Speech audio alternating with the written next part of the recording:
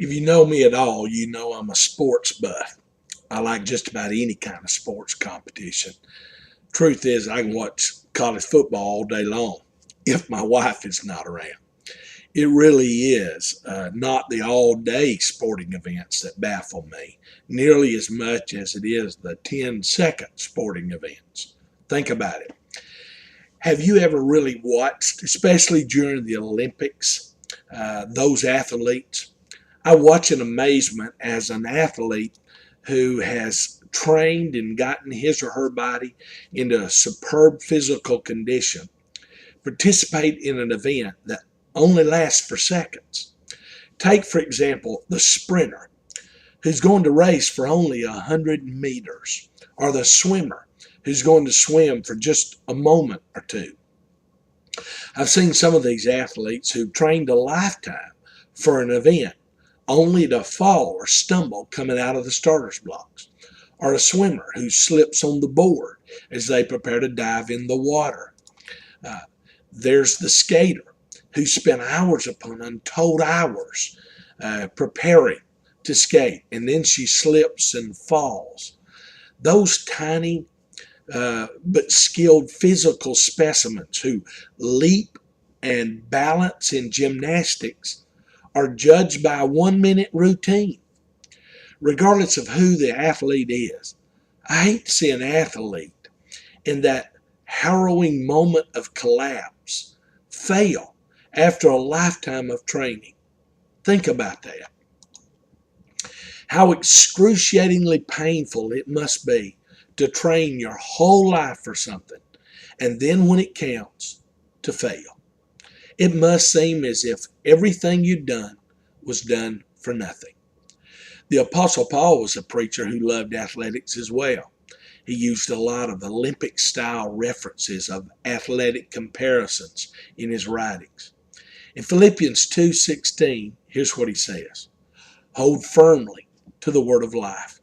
Then on the day of Christ's return, I'll be proud that I did not run the race in vain and that my work was not useless." You can almost see a runner holding firm or holding fast to a baton so that he doesn't drop it in a race. In his letter to the Philippians, Paul has exhorted them to run the race and be strong in their faith. He wants them to hold firmly to their faith. As a minister, Paul had invested his life in these people. He wanted nothing more than to see them succeed and to grow spiritually. For him, life was about teaching them to live for Christ. Their spiritual growth and consistency was his aspiration, and he worked hard at seeing them grow. In this verse, he talks about his labor and his work. The word he uses in the Greek is the word kopion. It is a word to describe an athlete working his body to the bone, working to the point of utter exhaustion. That's what Paul had done. He worked himself to the bone to help people come into a faith relationship with Christ. In his encouragement to them, he kept on and he said to them, keep on. Keep up your faith. And here's why.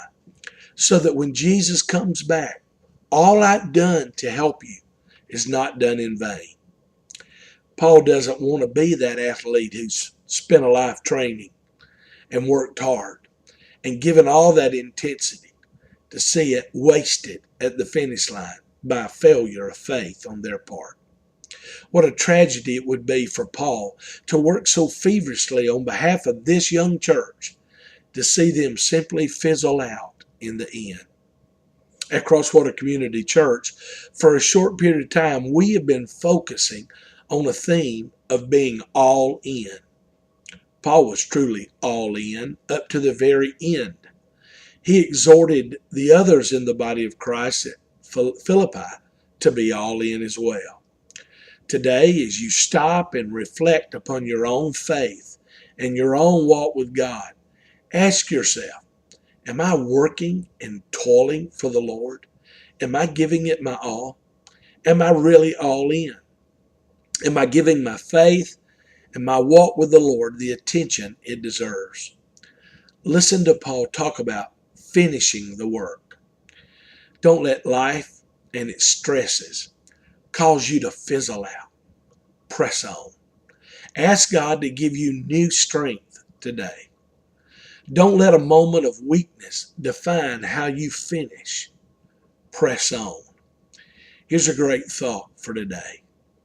I'm going to keep pressing.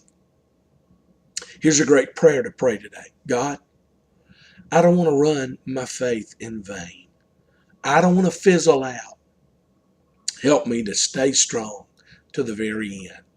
God bless you.